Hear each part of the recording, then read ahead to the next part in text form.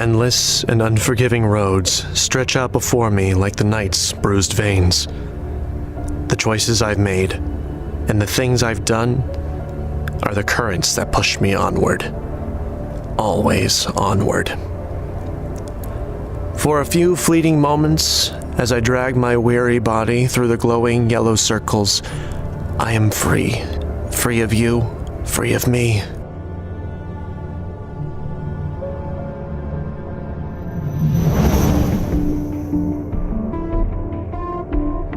These moments are gone too soon, though, and the weight of my past settles back down onto me. It's the dream where you find yourself standing naked in front of your classmates, only this is no dream, and the classmates are the parts of you that know better. You see, when you die, your mistakes and transgressions are laid before you in grisly technicolor. I've had these gut punches over and over, so far back I can't remember much before them. And they don't get no better. And there are some that really stick it to you too.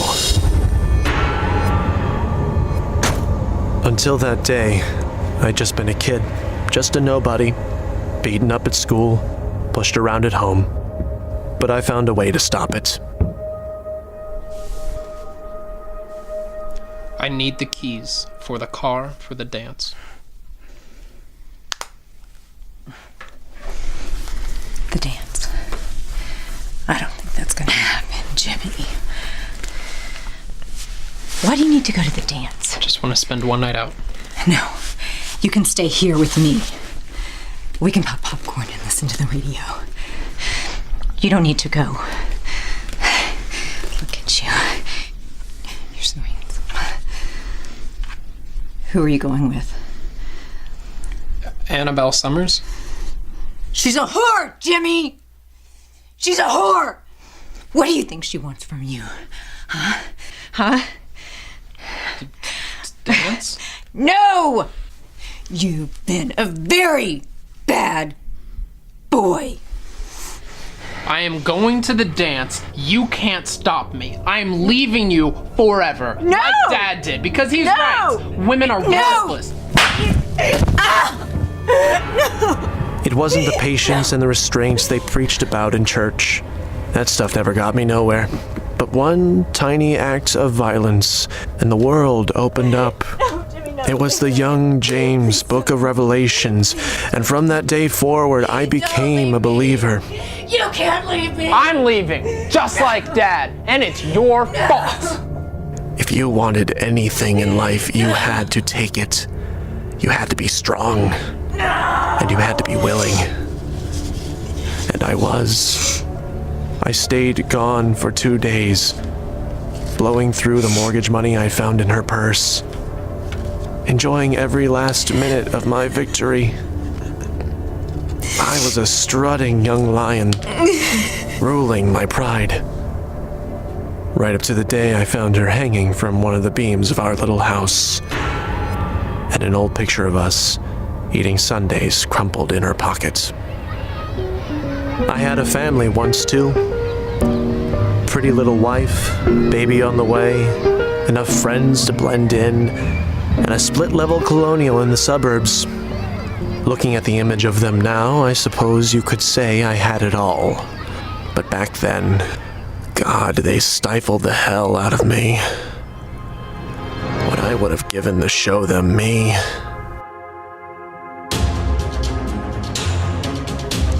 The real me. That would have wiped the smiles right off their faces. No. There was a monster in me, and the burbs were no place for him.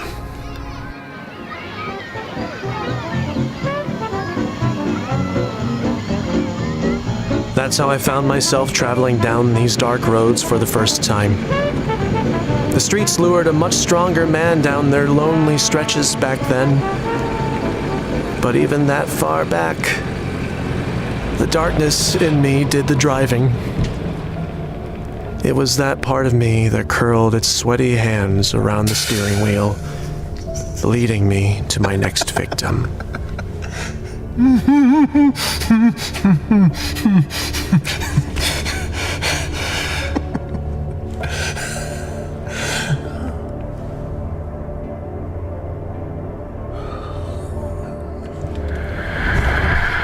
She's the one. She's perfect. Just do this for me and I can rest.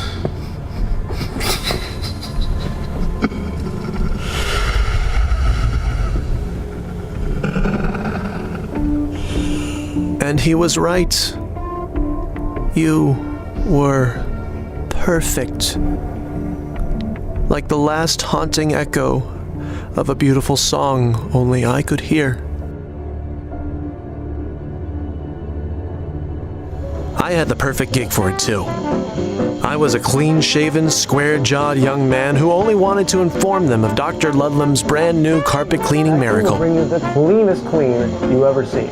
And I'd flash my best Cary Grant smile. They'd fall for it every time. Hell, they practically invited me to dinner. Didn't matter how, didn't matter when. I got cocky. And I had a hell of a lot of fun doing it.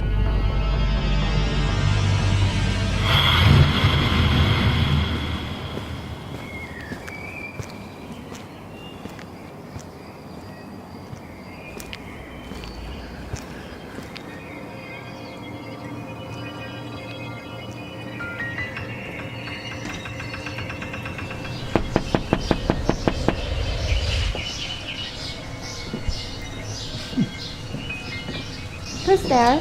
Walter, ma'am. Walter who? Walter Smith? I was wondering if I could have a moment of your time. You see, Dr. Ludlam has chosen this neighborhood to be his new testing market. And I've got Dr. Ludlam's brand new, top-of-the-line miracle vacuum right here in this bag. Now, if you'll just let me demonstrate it for you, I can guarantee you that, well, if this ain't the cleanest clean you ever seen, I'll give it to you free of charge. Well, I guess that'll be okay. Come on in.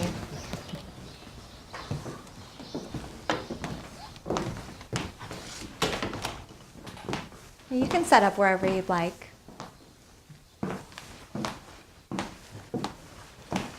I'll make you a glass of iced tea.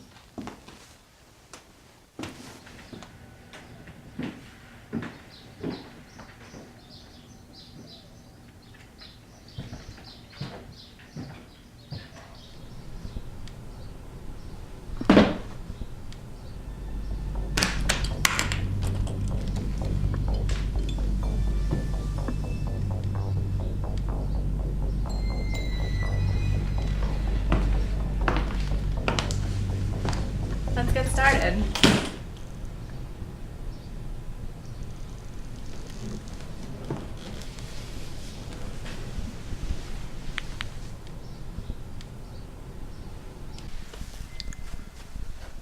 I'm not here to demonstrate anything for you, ma'am. Matter of fact, I didn't even bring a vacuum with me.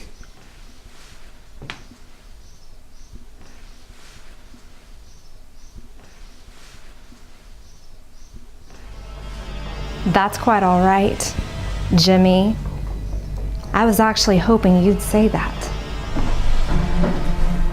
How do you know my name?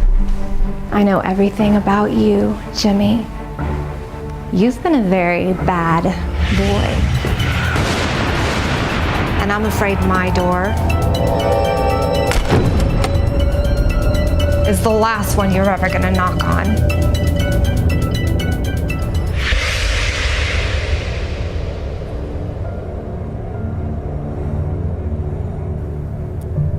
The last memory of my life back then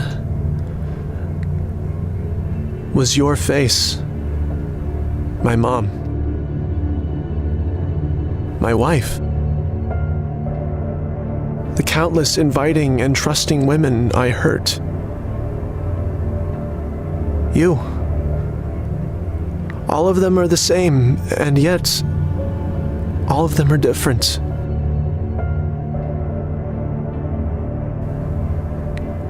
I raise my rotting hand, and I begin eternity all over again. I can feel the dread welling up in me every time I reach that yellow house, waiting there for me like the Grim Reaper in an Easter dress. It fills my body with ice water, screams, and warnings that I can't heed even though I want to. I want to turn and run and cry and beg and just die. But that never happens, and it never will.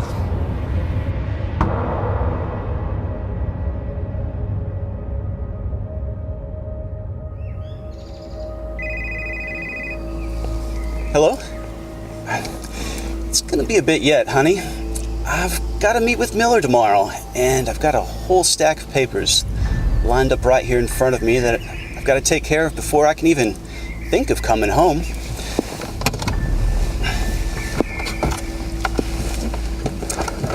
I know. Tell him I'm sorry. Give him a kiss for me, too. Don't wait up, honey. I'll wake you when I get back. Love you too.